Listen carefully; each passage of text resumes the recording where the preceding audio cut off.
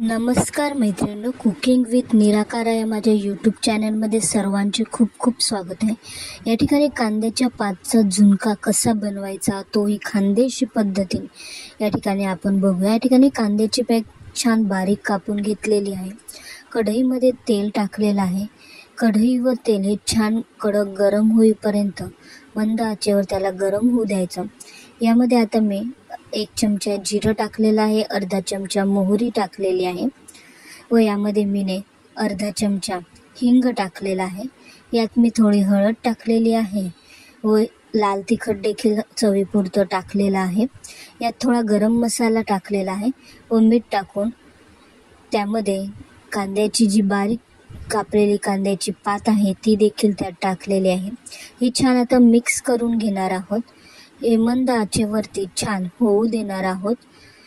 जर तुम्ही माझ्या चॅनलवर नवीन असाल तर माझ्या चॅनलला सबस्क्राईब करायला विसरू नका व बेल आयकॉन दाबायला विसरू नका. 10 मिनिटांनंतर आपण बघू शकतो की आपली कांद्याची पात ही छान अशी मऊसर झालेली आहे. आता त्यात मी कोथिंबीर टाकलेली आहे. कोथिंबीर ही छान जास्त टाकायची, त्याने आपल्या कांद्याच्या पातला अजून छान चव येते. यात मी थोडंसं बेसन पीठ टाकलेलं आहे. आपण झुणका बनवत आहोत त्यामुळे त्यामध्ये आपल्याला बेसन पीठ टाकावं लागणार आहे. या ठिकाणी मी 2 चमचे बेसन पीठ टाकलेलं आहे व छान मिक्स करून घेतलेलं आहे. याला परत मंद आचेवरती 15 मिनटं होऊ द्यायचं आहे. याला हलवून घ्यायचं आहे. यावर परत झाकण ठेवून गॅस कमी ठेवून परत 15 मिनटं आपण होऊ दिलेलं आहे.